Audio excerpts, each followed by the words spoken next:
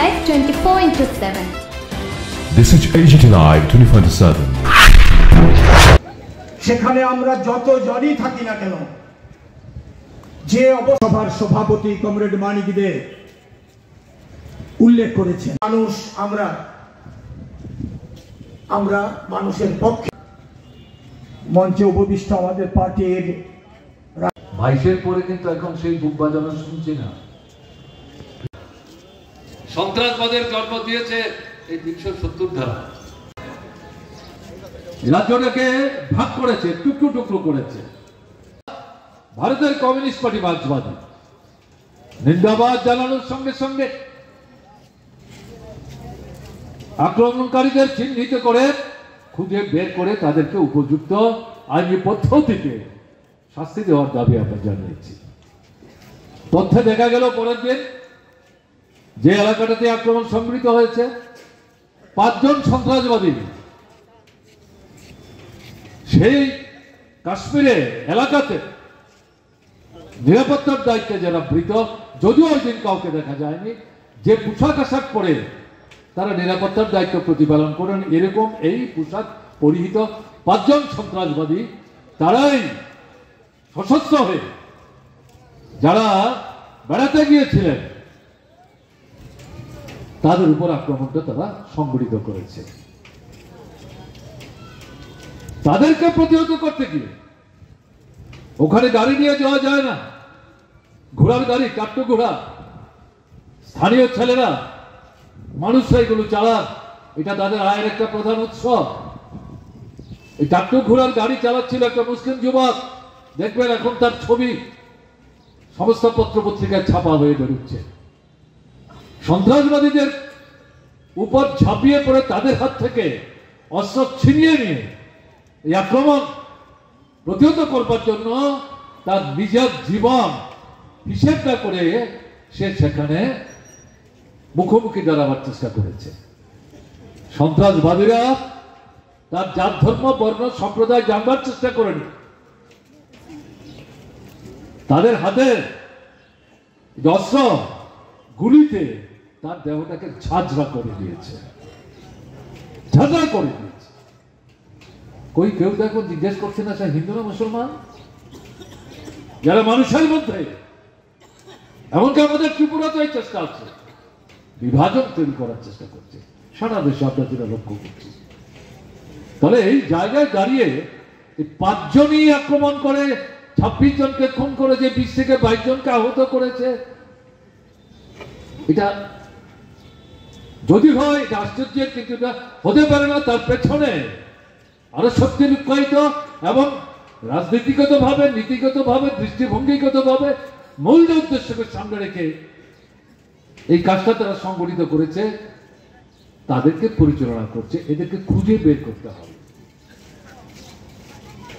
বেমালুম গভীরে না গিয়ে মন খুশি মতো সরকারে আছে বলে যা বলবো তাই পত্র পত্রিকায় প্রচার মাধ্যমে প্রকাশিত হবে বলে দিলাম ধুমধাম করে। পরিস্থিতিটা কিন্তু এরকম না।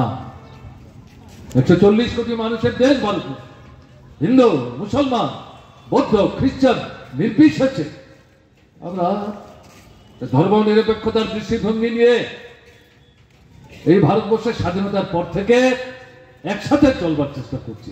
কাজেই এই যে স্পর্শকাতর বিষয়, অভাবনীয়, আপনার পুলওয়ামার যে ঘটনা ঘটেছিল 2019 সালে, 40 জন সিআরপিএফ জওয়ান সেখানে সন্ত্রাসবাদীরা নিজেরা মরে যাবে জানে, নিজেদের মৃত্যু ভয় তুচ্ছ করে এরা এই সিআরপিএফ এর গাড়ির উপরে সেখানে আঘাত দেয়, তাতে গিয়ে 40 জন সিআরপিএফ জওয়ান প্রাণ হারায়। আপনারা যারা খবর রাখেন, স্মরণ শক্তি যাদের এখনো ক্ষীণ হয়নি, তারা জানবেন সেই সময়ে কাশ্মীরে যিনি রাজ্যপাল ছিলেন, পরবর্তী সময় তিনি বলেছেন যেখান থেকে এই গাড়িতে করে এই বাহিনীকে দূর প্রান্তে নিয়ে যাবে তার দূরত্ব 200 কিলোমিটার।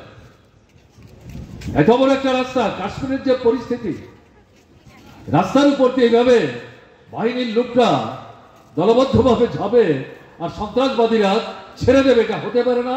তাই তিনি তৎকালীন যিনি স্বরাষ্ট্রমন্ত্রী, এখন তিনি প্রতিরক্ষা মন্ত্রী মিস্টার শেখ, তার কাছে রাজ্যপাল হিসাবে আবেদন জানিয়েছিলেন এদেরকে গাড়িতে করে 200 কিলোমিটার দূরে এভাবে পাঠানোটা ঝুঁকি হবে, যে কোনো ধরনের আক্রমণ এদের উপর নেমে আসতে পারে, এটা পরিস্থিতিকে জটিল করবে। এটা না করে তাদের ওখানে পাঠাতে হবে।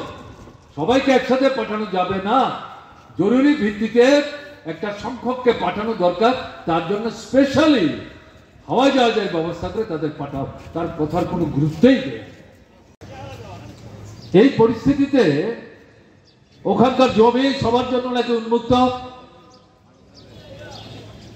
নাগরিকত্বের অধিকার, তাতে আগে যে সমস্ত বাধা বন্ধনগুলি ছিল 370 ধারা বাতিল করার কারণে এগুলো বহুল অংশেই এখন সহজতর হয়ে গেছে।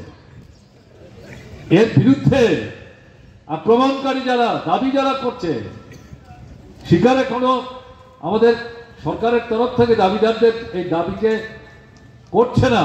তারা বলছে এই যে 70 ধারা বাতিল করলো, রাজ্যটাকে ভাগ করলো, অধিকার হরণ করলো, তার সুবাদে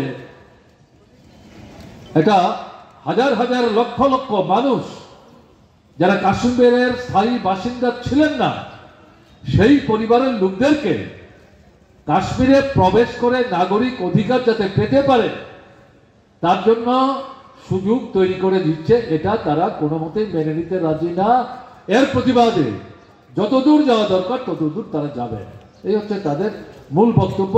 এবং এটাকে সামনে এনে এই আক্রমণটাকে তারা জাস্টিফাই করার চেষ্টা করছে। কোনো মতেই তাদের বক্তব্যের মধ্যে যদি সারবত্তা কিছু থেকেও থাকে, তাহলে নিজেদের বক্তব্যের সপক্ষে দাঁড়িয়ে সাধারণ মানুষের জীবন নিয়ে এভাবে ছিনিমিনি খেলবে, কিন্তু বর্বরতা, পাশবিকতা। শিকারী পাখিকেও এভাবে গুলি করে মারে না। তাদেরকে নিন্দা জানাবার ভাষা আমাদের নেই। এই পরিস্থিতিতে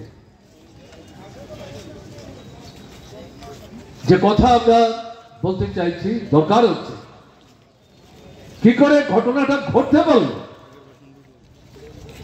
তো অনুসন্ধান করে সরকারকে বের করতে হবে। যদিও একটা বিধানসভা আছে, সরকার তৈরি হয়েছে কাশ্মীরে, ওমর আব্দুল্লাহ মুখ্যমন্ত্রী, হাতে তো ক্ষমতা নাই। পুলিশ, নিরাপত্তা বাহিনী সব কেন্দ্রীয় সরকারের হাতে।